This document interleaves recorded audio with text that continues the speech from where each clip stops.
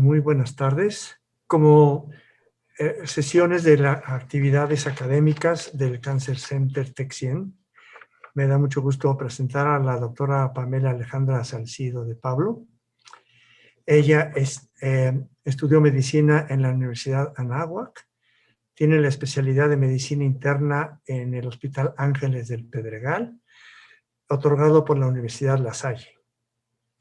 Estudió geriatría en el Hospital Español, está certificada por el Consejo Mexicano de Geriatría, ha sido médico adscrito en el Hospital Ángeles del Pedregal, profesora de pregrado en cursos de geriatría, además es perito en medicina y geriatría por el Consejo de la Judicatura Federal, tiene participación en múltiples eventos académicos y ha tenido publicaciones inclusive. Y me da mucho gusto darle la bienvenida, que se integre con nosotros en nuestro querido Cancer Center, y ella presentará el tema adenocarcinoma pulmonar en un adulto mayor, el reporte de un caso y revisión de la literatura. Dejo la palabra en la doctora Pamela Alejandra Salcido de Pablo. Gracias. Muchas gracias, doctor.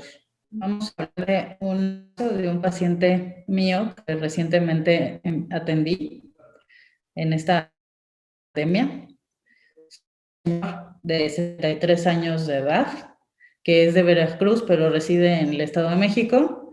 Tiene varios antecedentes médicos. Él tiene antecedente de gota, tiene antecedente de enfermedad pulmonar obstructiva crónica, tiene un índice tabáquico calculado de 53 paquetes año, que es un importante número de cigarros que fuma, cataratas, que se trató de manera quirúrgica.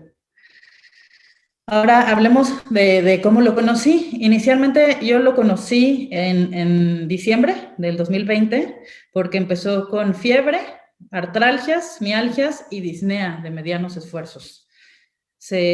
Obviamente por la época en la que estamos se solicitó una prueba para ver si no tenía COVID. Se realizó la PCR, la cual dio positiva.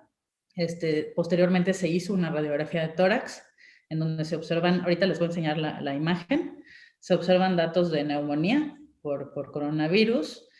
Y él, aparte, se había hecho inicialmente porque su familia había salido ya también positiva, se había hecho una tomografía antes de presentar síntomas. Y este es un dato relevante que a mí me llama mucho la atención por los hallazgos que después encontramos. En esta tomografía, sí se observa que empieza una neumonía en etapas iniciales, pero además se observa que pues, tiene datos de enfisema centrolobulillar, pero la pleura se ve dentro de características normales.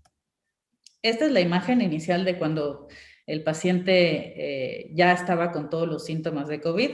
Pues, bueno, claramente se ve que tiene una neumonía de focos múltiples con patrón retículo nodular, que es el típico característico de neumonía de tipo viral.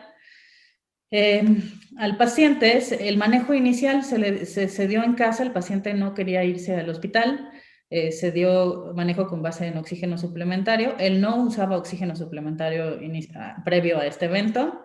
Se inició el manejo de esteroide por vía sistémica y por inhalaciones, broncodilatadores, tanto de acción larga como de acción corta, y anticoagulante. El paciente empezó a evolucionar de manera ineficaz, empezó a tener desaturación de oxígeno a pesar de dosis altas de oxígeno y empezó a tener la presión arterial muy baja, por eso se le solicita que acuda a atenderse a un hospital. Acudió a un hospital del IMSS en el cual se manejó, se estabilizó, estuvo 3 semanas internado y se egresó a su casa. Estuvo estable de finales de diciembre a principios de enero, pero en enero, de manera súbita, presenta desaturación de oxígeno. Por el antecedente de la neumonía que tuvo, se solicita una nueva placa de tórax de control, en donde se encuentra un derrame pleural derecho masivo, por lo cual se envía de nuevo a urgencias al IMSS. En el hospital llegó con la placa que se tomó inicialmente y de inmediato se le colocó un sello de agua. No había camas, entonces lo dejaron en urgencias pues 3, 4 días. Aparentemente se le había tomado muestra del líquido pleural, pero las muestras se perdieron. Entonces ya no tuvimos una causa del derrame pleural en ese internamiento. Ahí está el derrame pleural que hizo el señor. Se ve, bueno, pues claramente. Posterior a este evento, ya que se le retiró la sonda pleural y ya que se le retiraron los puntos, que fue a consulta para que se le hiciera una valoración, porque persistía con disnea y con desaturación de oxígeno dependiente. El paciente tuvo un deterioro, que ahorita vamos a hablar de manera geriátrica, porque es importante ver cómo estaban antes y cómo están después. Y a la exploración física, bueno, se integra de nuevo un síndrome de derrame pleural derecho, no tan grande como el que tuvo inicialmente, pero sí persistía el derrame pleural derecho aproximadamente del 30%. Se hace una nueva placa de tórax en donde se documenta. Por esta razón, y porque se perdieron el estudio citológico del líquido, se solicita a su familia que acudan de nuevo al IMSS para protocolo de estudio del derrame pleural, porque pues no es normal y necesitaba estudio. Entonces entra al IMSS para protocolo de estudio, se le hace una tomografía de tórax, y creo que es un punto importante de acuerdo a lo que yo les platiqué al principio. En esta tomografía se encuentra engrosamiento nodular de pleura costal y mediastinal en hemitórax derecho, adenopatías mediastinales, paratraqueales superiores e inferiores derecho y subcarinales de aspecto redondeado y parénquima pulmonar con múltiples bulas subpleurales. Que bueno, pues es un reporte diferente al que habíamos tenido inicialmente. No tengo muchas imágenes porque el IMSS no las compartió, pero bueno, esta es una de las imágenes de la tomografía. Y bueno, pues aquí se alcanza a ver pues la lesión, ¿no? Dependiente de pleura. Se observa esta lesión y pues se decide protocolo de estudio con base en biopsia por punción. Se ingresaron por el mismo sitio donde se había colocado el sello de agua. Y bueno, pues el reporte de la biopsia reporta que el paciente tenía un adenocarcinoma pulmonar NAPSINA CK5-6 y TTF1 positivo. Después de que se realizó la biopsia pulmonar, el paciente presenta aumento de volumen con dolor en región costal derecha, se ulcera la piel y empieza con secreción serohemática, enrojecimiento perilesional, no estaba aumentado de temperatura y pues el paciente realmente lo que le molestaba era pues la tumoración que tenía y el dolor que se pues estuvo manejando con tramadol únicamente. Esta es la tumoración que presentó el paciente. Aquí fue donde se había colocado el sello de agua y se observa, ¿no? Pues, se observa pues, un aumento de tamaño importante con ulceración de la lesión. Y aquí ahorita les voy a poner otra imagen de cómo se vio unos días después la lesión, que fue otro motivo de consulta, ¿no? Se observa, el líquido que salía era serohemático, no se sentía aumentado de temperatura, se veían múltiples vasos en la periferia y pues rígido a la palpación. Pues posterior a esto, en el IMSS se indicó realizar ciertos estudios para evaluar la extensión tumoral del paciente. Se le hizo un rastreo óseo en donde se ve que no hay evidencia de metástasis ósea y además se le hizo una tomografía de cuello y macizo facial en donde se ve esta lesión tumoral en pleura grande y metástasis en ganglios de cuello y mediastino. Y bueno, se observa esta lesión que les acabo de enseñar en la imagen, que es una infiltración del mismo tumor inicial. Se inicia manejo con base en quimioterapia con carboplatino y posteriormente el plan es darle algunas sesiones de radioterapia. Hoy lleva apenas 2 dosis de carboplatino y pues vamos a ver cómo evoluciona. ¿Hasta aquí alguien tiene alguna duda del caso? ¿No? Bueno.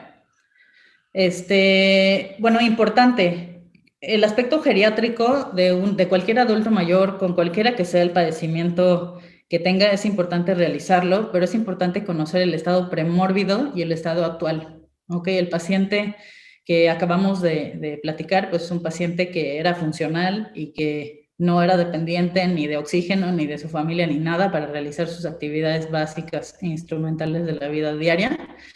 Sin embargo, pues después de estas 2 hospitalizaciones, quimioterapias y el cáncer, ha tenido un deterioro funcional importante. Y es importante hacer una evaluación geriátrica para poder detectar primero la funcionalidad del paciente y pues estas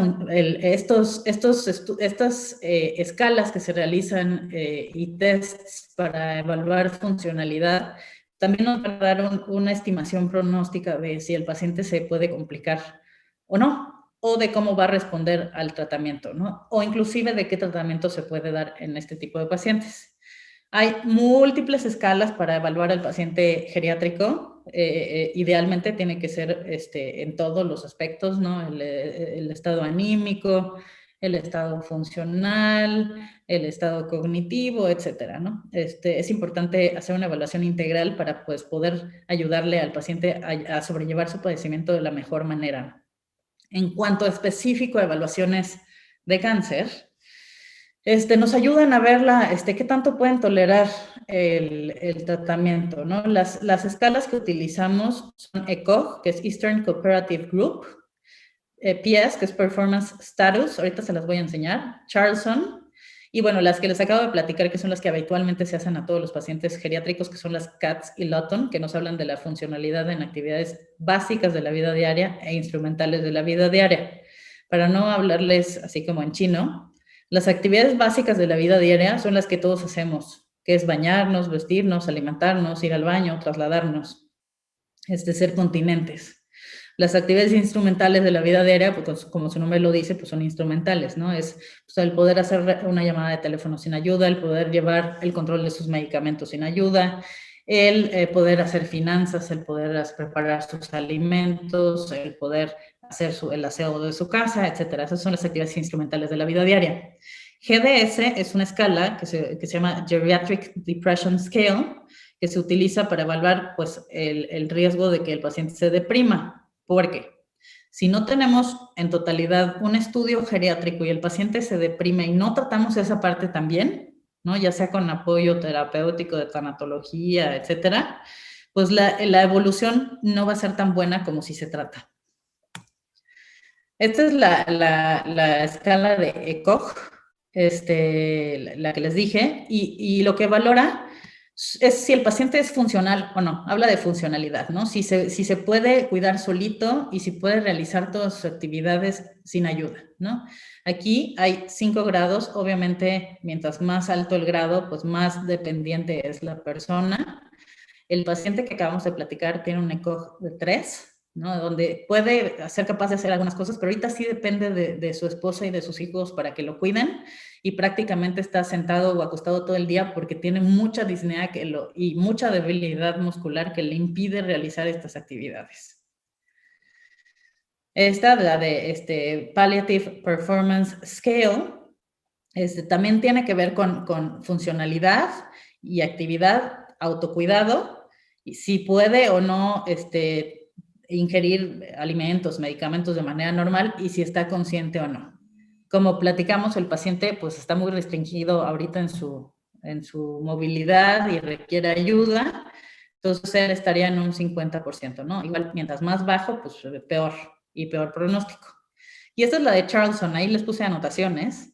La de Charlson valora los diferentes padecimientos que tiene la persona y de acuerdo a esto se hace un cálculo y mientras más puntaje, pues te puede ayudar a ver qué tanta mortalidad hay, ¿no? La posibilidad de supervivencia a los 10 años y se calcula por puntos. Aquí el paciente tenía EPOC, ese es un punto, y además, bueno, tiene un tumor con metástasis, ahí tiene 6 puntos, y aquí por cada cada década, a partir de los 40 años, se le suma un punto más. Aquí tiene 3 puntos más, ¿ok? Entonces, él tiene un Charlson de 10 y su supervivencia a los 10 años es de 0%. ¿Esto por qué es importante? Lo platicábamos en alguna sesión que tuvimos de cuidados paliativos. Pues a estos pacientes desde su diagnóstico se tienen que ofrecer cuidados paliativos, ¿no? Especialmente si tú sabes que el paciente ha tenido un deterioro funcional importante, ¿no? Y de que la posibilidad de supervivencia pues no es tan alta, ¿no? Entonces sí es importante que, pues como lo hemos platicado en otras ocasiones, un equipo multidisciplinario pues atienda a estos pacientes pues de manera pues con varias especialidades, pues para que el paciente no tenga dolor y pues realmente el transcurso de su tratamiento de su enfermedad pues sea pues menos complicado y menos doloroso. Bueno, ¿dudas hasta ahorita? Ok. Bueno, ahora platiquemos un poquito de cáncer de pulmón. Como todos lo sabemos, el cáncer de pulmón es el tumor más frecuente y el que más mortalidad causa a nivel mundial. Hay muchos factores de riesgo y por eso hacer una buena historia clínica desde un inicio pues nos puede orientar hacia el riesgo que tiene la persona de desarrollarlo o no. El primero y el más importante y descrito en todas las literaturas pues es el tabaquismo, ¿ok? El humo del tabaco. Cuando tú haces un interrogatorio sobre el tabaquismo, ¿no? Y exposición a otras cosas como humo de leña, tienes que preguntar número de cigarros por año y tiempo de tabaquismo. Se ha visto que una persona que ya dejó de fumar 15 años antes, su riesgo se reduce un poco menos, ¿no? Pero si ya tienen daños crónicos en el pulmón, pues los daños ya no se van a revertir, pero sí reduce su riesgo si suspenden después de los 15 años de cáncer de pulmón. Otra, exposición laboral a alquitrán, hollín, arsénico, asbesto. También he sabido que este tipo de ocupaciones, ¿no? Como son los mineros, los que trabajan en refinerías, los carpinteros, bueno, tienen mayor riesgo por exposición laboral a estas sustancias a desarrollar cáncer de pulmón. Exposición a radiaciones ionizantes es otro factor de riesgo. Una dieta que no tenga suficientes frutas y verduras, pues también es otro factor de riesgo. Y bueno, el tener ciertos padecimientos como enfisema y como neumoconiosis es otro factor de riesgo. Hay una clasificación anatomopatológica muy amplia. Básicamente, el conocer la clasificación nos ayuda a ver qué pronóstico tiene el cáncer que padezca la persona y pues qué tratamiento se le puede ofrecer, ¿no? Porque hay unos que no responden a quimioterapia, otros sí, depende del tipo de tumor. Básicamente se divide de células no pequeñas y de células pequeñas, ¿no? El de células no pequeñas se subdivide en varios. Esta es la clasificación antigua. Se subdivide en epidermoide y adenocarcinoma y estos a su vez tienen varias subdivisiones, que ahí vienen en la imagen. Y de acuerdo al estirpe que tengan, es también la presentación clínica que tiene el tumor. Específicamente, el de este paciente pues, fue un adenocarcinoma pulmonar. Y las características clínicas que tiene este tipo de tumor es que su presentación generalmente se extiende tempranamente y generalmente aparece en la periferia, como en el caso del paciente, sobre cicatrices o fibrosis. Entonces, bueno, pues tiene un cuadro clínico típico de un adenocarcinoma. Esta es la nueva clasificación del adenocarcinoma. La dieron a conocer en 2011. Es una clasificación anatomopatológica y también esta nos ayuda a ver el pronóstico básicamente del tipo de tumor. Bueno, clínicamente muchos pacientes no tienen manifestaciones clínicas, ¿no? Y puede ser un hallazgo radiológico, ¿no? Como este paciente sí tuvo manifestaciones, que fue el derrame pleural masivo, pero muchas veces es parte de un hallazgo. Hay pacientes que su síntoma es una tos de nuevo inicio o que tengan tos crónica y hubo algún cambio en este tipo de tos. Puede haber hemoptisis, especialmente cuando se ulcera la mucosa bronquial. Disnea es un síntoma muy, muy frecuente. Como en este caso, ¿no? Cuando el tumor está en la pleura, puede ser el dolor la primera manifestación y la disnea. Y muchos de los síntomas, especialmente de tumores, por ejemplo, de células pequeñas, pero también pudiera ser de cualquier otro tipo de tumor, el mismo tumor secreta ciertas sustancias que pueden dar síndromes paraneoplásicos. Y estos síndromes paraneoplásicos pueden dar manifestaciones a nivel de cualquier sistema. ¿Ok? Específicamente en este paciente, sí había tenido como lesiones en piel, ¿no? Que iban y venían, nada específico. Pudo haber sido un síndrome paraneoplásico o no. Y bueno, las metástasis más frecuentes de este tipo de tumores son en hueso, hígado, glándulas suprarrenales y cerebro. En cuanto al diagnóstico, bueno, pues lo primero es tener un estudio de imagen, ¿no? Lo ideal es hacer un estudio de imagen. Pues se puede hacer una radiografía de tórax, pero no es muy sensible ni específica. Lo ideal es tener un estudio de imagen más avanzado como tomografía o resonancia magnética. Para diagnosticar correctamente la lesión se debe hacer una biopsia, ¿no? Ya sea por punción o por otra vía. Si existe derrame pleural, como en este caso, pues se tiene que enviar el estudio citológico y del líquido pleural, como debió haber sucedido inicialmente con este paciente, y pues realizar una biopsia pleural por toracoscopía. En caso de que la manifestación tumoral fuera un nódulo pulmonar solitario, bueno, pues se debe de hacer una biopsia por toracoscopía y lobectomía de la lesión. La citología de esputo pudiera ser otro método diagnóstico, pero especialmente en tumores que son de origen central y que tienen una expectoración hematoica. Y bueno, pues si la lesión es central y se puede ver por endoscopía, pues se puede hacer el estudio por fibrobroncoscopía, cepillado y biopsia transbronquial. Otro método de estudio para todos, pues en general para todos los tumores, es hacer un PET, una tomografía por emisión de positrones, que nos ayuda a ver zonas donde hay un metabolismo aumentado y pues nos podría ayudar a determinar dónde está la lesión. La estadificación, pues la habitual, que es la de Tumor Nodes Metastasis, TNM. Y bueno, pues esto te da también un factor pronóstico y terapéutico, ¿no? Depende de en qué estadio estás, el tratamiento que se te va a ofrecer, ¿no? Si tú además de esta estadificación agregas los hallazgos quirúrgicos y anatomopatológicos, entonces se llama PTNM de patología y tiene una estimación pronóstica. Y bueno, como les dije anteriormente, el tratamiento depende del estadio en el que se encuentra el tumor. Si está en estadios iniciales, si es de células no pequeñas, no se recomienda dar quimioterapia, pero si ya está en un estadio 3A, ya se recomienda utilizar en estos esquemas la quimioterapia. Igual este es otro tipo de esquema que va combinado con radioterapia. Ay, no sé si se alcanza a ver, pero bueno, los pacientes que tienen, como este paciente en específico, que se manifiesta con derrame pleural, el tratamiento es el tratamiento que se le está dando al paciente, que es carboplatino. ¿Ok? Aquí se recomienda que se use cada 3 semanas por 4 ciclos. Y bueno, posteriormente ver la respuesta para ver si se va a ver beneficiado el paciente o no con radioterapia complementaria.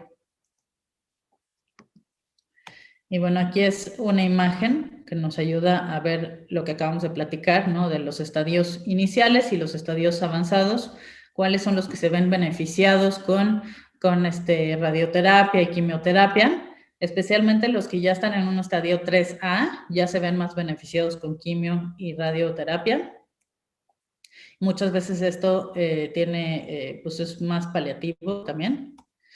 Y bueno, aquí creo que sí no se va a alcanzar a ver. Es un resumen de lo que acabamos de platicar, de cómo se debe de estudiar un paciente que tiene un tumor pulmonar y cuáles son los estudios diagnósticos que hay que hacer y el tratamiento. Bueno, estas son las referencias bibliográficas y es todo. ¿Alguna pregunta? Hola, buenas noches. Soy Amalia. Hola. soy oncóloga y normalmente, por ejemplo, para nosotros, para el adenocarcinoma, es importante mutaciones. Y bueno, hoy en día la inmunoterapia, pues es un parteaguas, ¿no? Sé que es muy difícil en el IMSS, realmente pues, las terapias son muy caras, pero la verdad es que se ha visto que los mejores resultados es con este tipo de terapias. Por ejemplo, en este paciente que tenía un adenocarcinoma, hubiera sido bueno que le hicieran mutaciones, EGFR, LK, PDL1. Con esto puedes dar terapia dirigida y bueno, también puedes dar hasta pura inmunoterapia, ¿no? En pacientes que tienen un PDL1 alto. Y la calidad de vida es muy diferente. O sea, no es lo mismo aplicar una quimioterapia a aplicar una terapia dirigida o aplicar inmunoterapia. Entiendo que, bueno, aquí realmente lo que nos frena pues son lo económico, ¿no? O sea, Claro. no es fácil conseguir este tipo de tratamientos en el IMSS, pero bueno, en algún momento pues, yo creo que sería bueno como seleccionar a los pacientes que se pueden beneficiar y que podríamos ayudarles a tener una mejor calidad de vida, ¿no? Y bueno, yo creo que este paciente por edad y por pues, todos sus antecedentes pudiera haber sido candidato, ¿no? Sí, y bueno, aprovechando, doctora, que está comentando, yo quería preguntar, y realmente me llama la atención, o sea, ¿qué tan común es que al tomar la biopsia se extienda el tumor como se le extendió al paciente? No es habitual.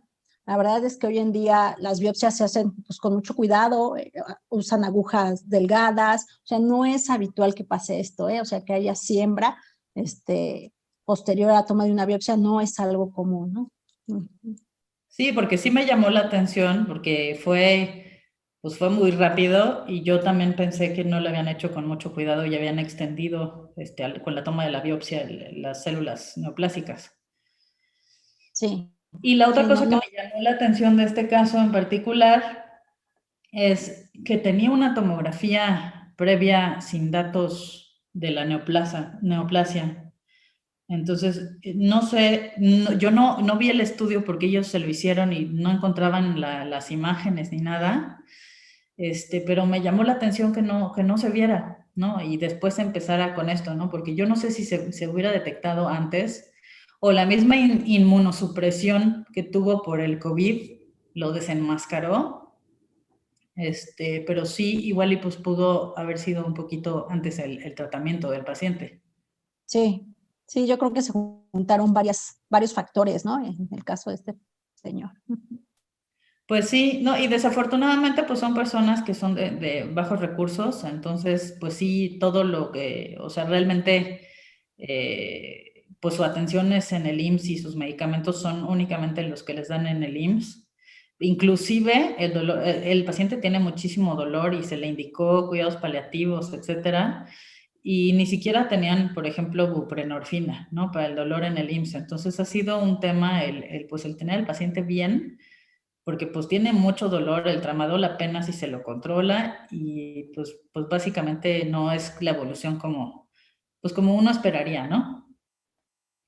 Sí. Muy bien. Pues muchas gracias, doctora, por comentar. Gracias a ti. Bueno, ¿alguien más quiere participar?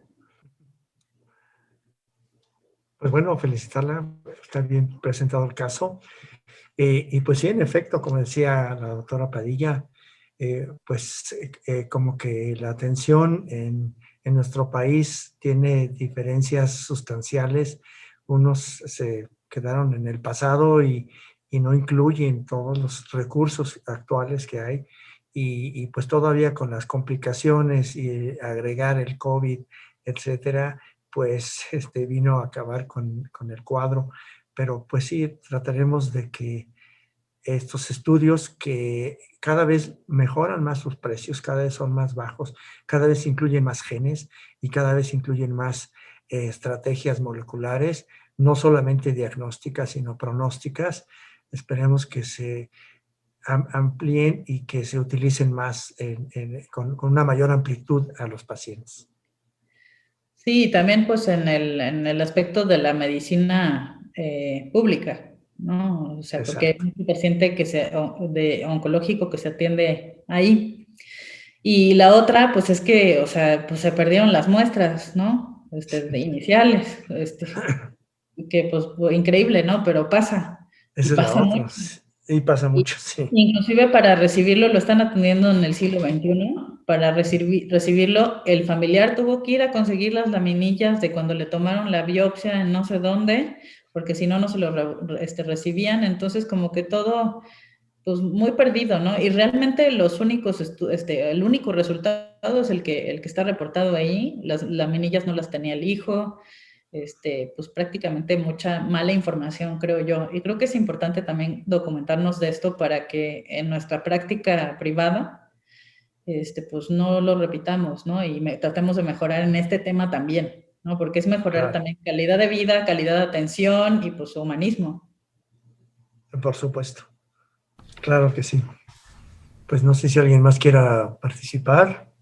Pues yo solo como una reflexión, ¿no? O sea, como que algo que a mí me gusta de estos casos que son complejos es que además el cáncer por definición es un tema complejo y cuando son pacientes de mayor edad, con comorbilidades, con enfermedades crónicas preexistentes y demás, pues lo hace todavía más complejo. Pero si tenemos claro que hay 3 desenlaces clínicos que buscamos, que son supervivencia en tiempo, pero calidad de vida sería el segundo desenlace clínico buscado, y el tercero es una buena experiencia, ¿no? Entonces, independientemente del diagnóstico y esto, si evalúas los 3 componentes del desenlace clínico buscado, pues finalmente el trabajar en equipo te hace tener como una visión más completa, más esférica de lo que buscas y cómo conseguirlo, ¿no? Porque a veces uno solo como profesional de la salud se puede inclinar en cierto sentido.